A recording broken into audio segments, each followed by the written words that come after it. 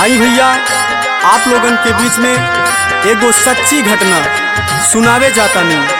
ई घटना उत्तर प्रदेश प्रयागराज महाकुंभ मेला के है। गीत के माध्यम से आप लोग सुनी।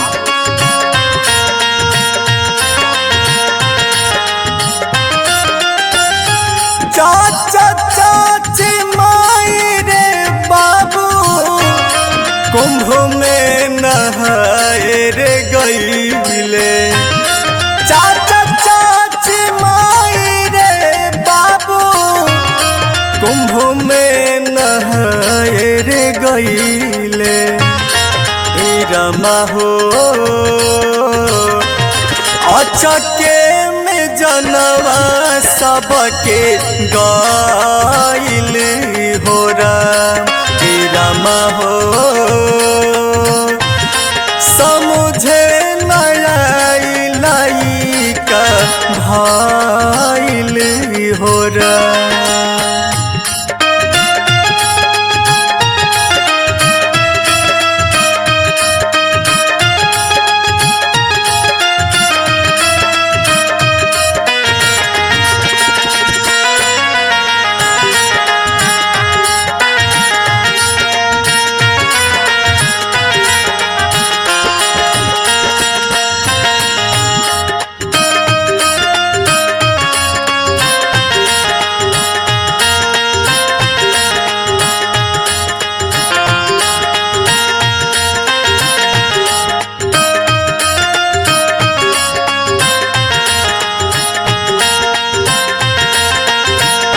धीरे धीरे चलत रहे, भीड़ बहुते बढ़त रहे।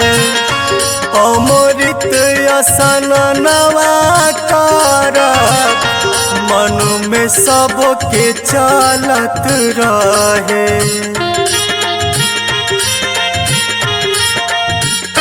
धीरे धीरे चलत रहे, भीड़ बहुते बढ़त रहे। अमृत असनवा कर मन में सबके चलत रहे। संगम के घटवा रहे मौनी अमावस के दिनवा। संगम के घटवा रहे मौनी अमावस के दिनवा। ए रमा हो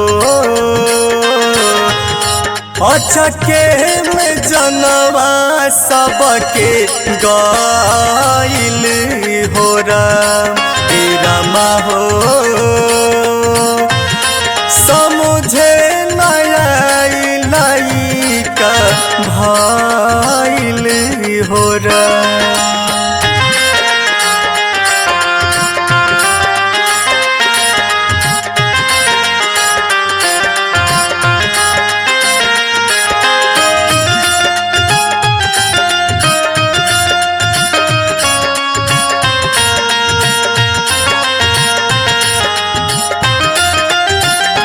केहू के तमाही छुटली, केहू के तबाबू। भेड़िया हो गइल रमा काबू से बेकाबू।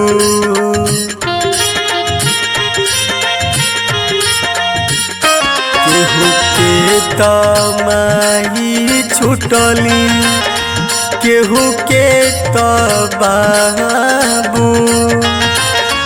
भेड़िया हो गइल रमा काबू से बेकाबू। गावे परमोद गीतिया दिल के यार मनवा गइल।